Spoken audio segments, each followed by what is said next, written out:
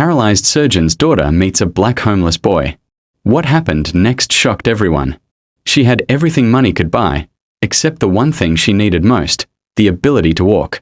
The daughter of a world-famous surgeon, she grew up surrounded by luxury, doctors, and endless treatments. But despite all that, she had never taken a single step in her life.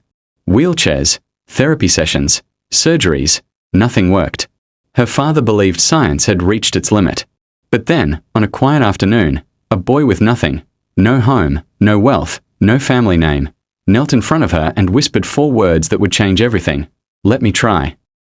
What happened next left everyone frozen. Dr. Jonathan Ellis was one of the top surgeons in the country. His hands had saved lives, rebuilt bodies, and performed miracles for strangers. Yet at home, he carried a wound science couldn't heal, his daughter, Emily. Emily was born with a rare neurological condition that left her unable to walk. From the moment she entered the world, she lived in a wheelchair. Doctors from across the globe examined her, ran tests, and prescribed treatments. Hope came and went like passing storms, but the outcome remained unchanged. Despite this, Emily was bright and full of life. She loved books, drawing, and watching children play outside, imagining what it would feel like to run among them. But deep down, she carried a sadness her father could never fix. Jonathan poured his wealth into hospitals, specialists, even experimental procedures. Yet nothing worked. In his private moments, he admitted defeat. He told himself he had given her everything, except the gift she needed most. One day, on their way home from another long hospital visit, Jonathan and Emily stopped near the park. As Jonathan stepped away to answer a call, Emily sat quietly in her wheelchair. That's when a boy appeared. His clothes were torn, his face weary, his shoes barely holding together. He was a homeless child, no older than Emily. He noticed her chair, her sadness, and without hesitation, he approached. At first, Emily was startled. She wasn't used to strangers coming so close. The boy introduced himself simply, "My name's Marcus." His voice was soft, but his eyes carried something rare, kindness without pity. He crouched beside her wheelchair and asked why she looked so sad. Emily hesitated, but finally whispered, "I've never walked." Marcus stared at her, not with judgment, but with a strange determination. "Maybe you just need someone to believe in you," he said. Emily almost laughed. Her father had hired the best doctors in the world. What could a boy with no home, no resources, possibly do? But Marcus didn't leave. Instead, he knelt beside her shoes and studied them carefully. "You've been told you can't," he said, "but what if you can?" Emily shook her head, but something in his tone sparked a tiny flame inside her, a feeling she hadn't known in years, hope. Marcus reached out his hand. "Let me try." She looked around nervously, knowing her father would return any moment. Yet, against logic, against fear, she slowly nodded. Marcus placed her feet firmly on the ground. He adjusted her shoes, tightened the laces, and held her steady. "Don't think about walking," he whispered. "Think about standing. Just one moment. Just one breath." Emily's legs trembled. They had never held her before. But Marcus didn't let go. "Breathe," he reminded her. And then, something shifted.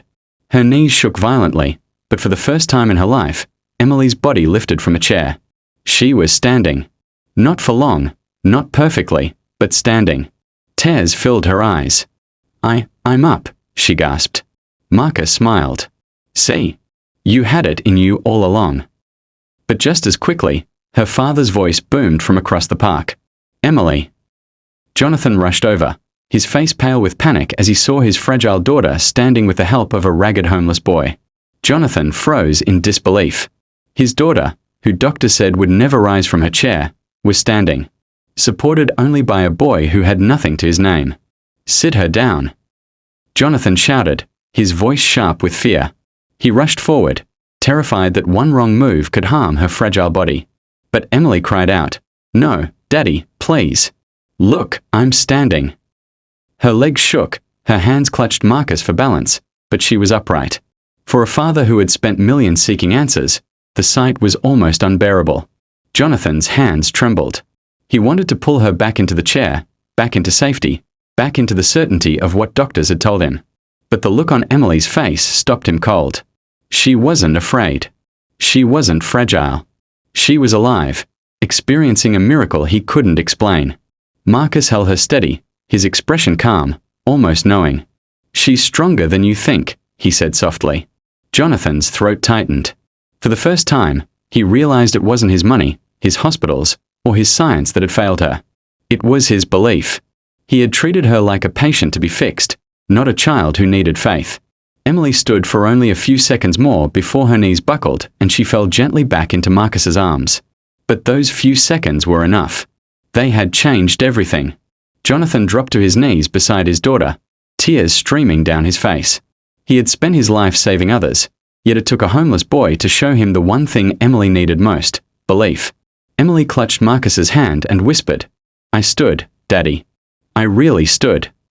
Jonathan looked at Marcus, this boy society overlooked, and saw not poverty or weakness, but strength, courage, and compassion.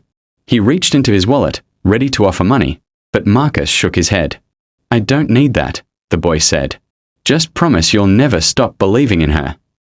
Those words struck deeper than any medical lecture ever had. Jonathan nodded, his heart heavy with humility. From that day forward, Emily's therapy changed. Not just in exercises, but in spirit. Each session, she remembered that one moment, the moment she stood because someone believed she could. Over time, she grew stronger. And while the journey was long, she eventually took steps her father once thought impossible. But more than her progress, it was the lesson that mattered.